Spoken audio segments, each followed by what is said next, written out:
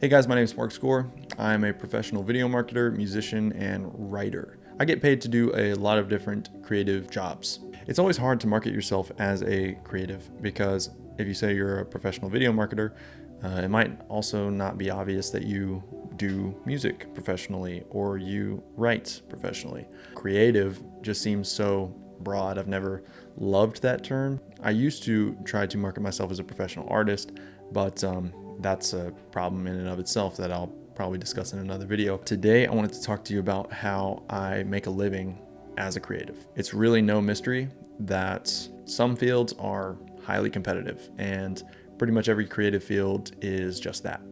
If you want to be a videographer, photographer, musician, writer, those are really, really difficult fields to make it in. But today I kind of want to just share my perspective and how I've been able to kind of break into a couple of those industries in some big ways and some small ways, but all around my hope is just to kind of share with you a little bit of what I think has helped me get to where I'm at. The first question you need to ask yourself is, are you creative? Not a lot of people are. And, I don't think there's anything wrong with that. Being creative doesn't necessarily make you better than anyone else, but it does make you better at certain things. And if you're someone who is bored in just like day-to-day work, or, you find yourself sort of wanting to find solutions to problems that most people don't think about, then you're probably a creative person. You're probably someone who would benefit from some sort of alternative career path. So if there's one thing that I learned from years of doing videography work, it's that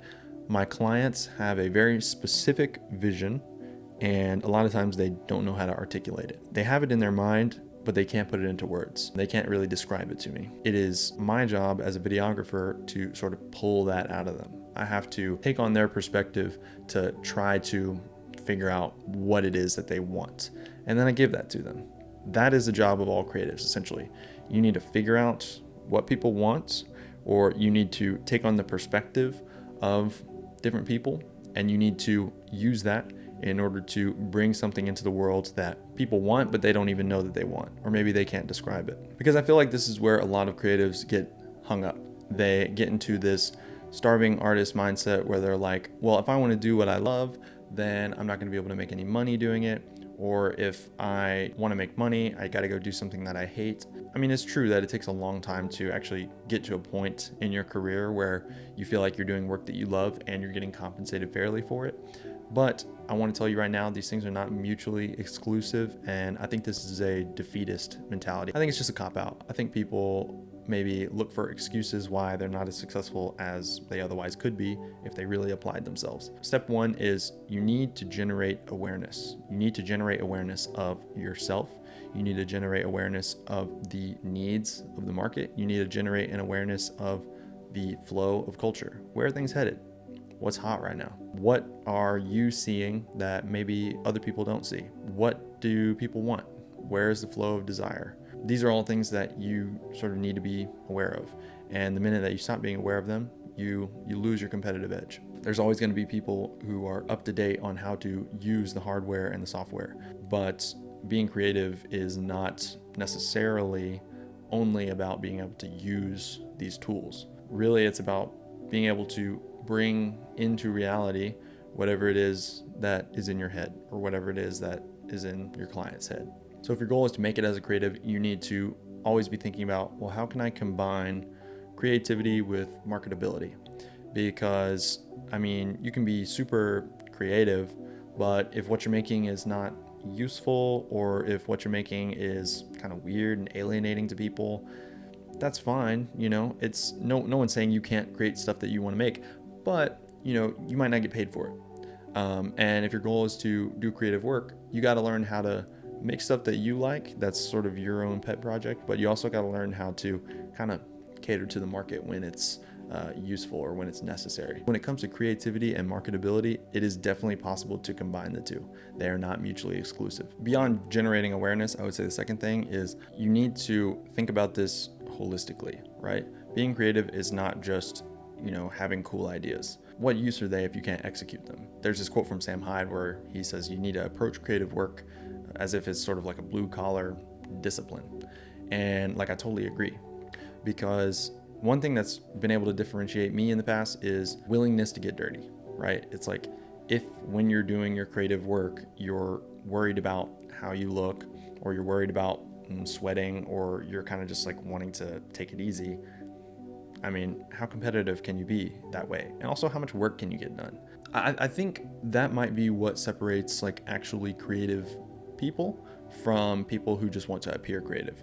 A creative person is actually willing to sweat and really suffer for the creation of something that they find valuable.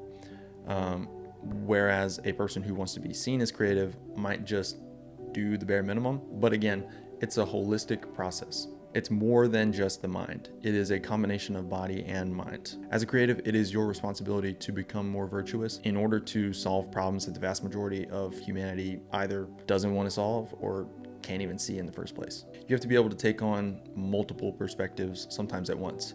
And what this requires is getting out in the world and doing stuff. This act of perspective taking will be what differentiates you in the end. In photography, the lens that you use is so crucial to how the final product is going to come out, right? You can have a lens that sees a super wide array and it can, you're getting a whole landscape.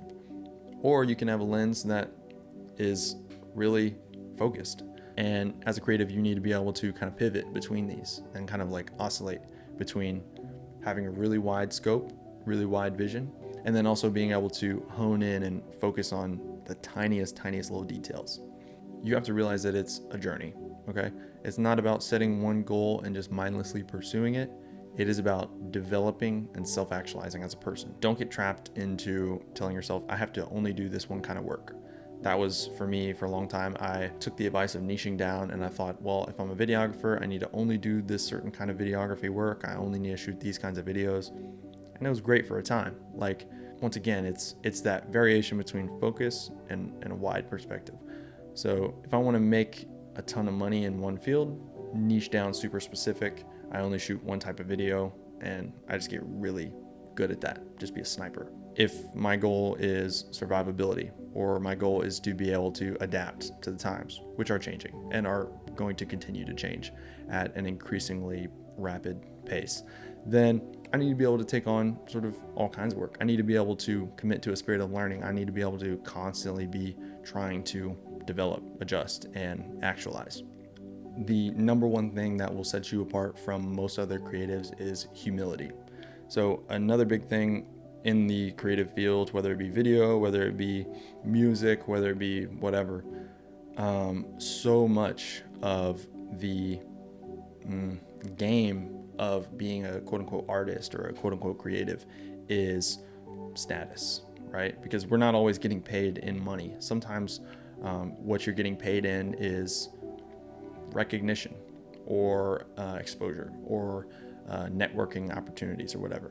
And these are great. Like, I'm not knocking these at all. In a lot of ways, it would be better to get a connection from a certain gig than it would be to maybe get some money.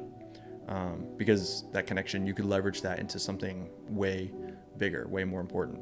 However, the problem with any sort of a status game is that it can quickly devolve into a sort of mad scramble for the top. Your desire for recognition can cause you to do really bad things to other people, and things that are potentially career ending or things that burn bridges. And so one reason why I think humility will actually be sort of your secret weapon or your advantage, your edge, is that people think in this like sort of 48 laws of power mindset where it's like, I gotta elbow my way to the top. I gotta, be ruthless, right?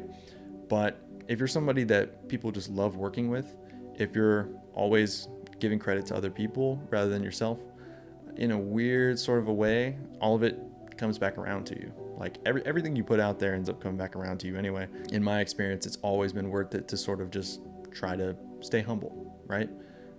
Never be too big of a hot shot to like remember where you came from. Never try to burn bridges to like look cool, because it's a much longer term game that way. You're thinking more long term. You're kind of setting up future opportunities for yourself. Every time that I've sort of deferred to humility rather than pride, I have always found myself far more differentiated, given just like way more resources and opportunities to work with. But anyways, guys, if you want to hear more from me, go ahead and sign up at my free newsletter down below. Until next time.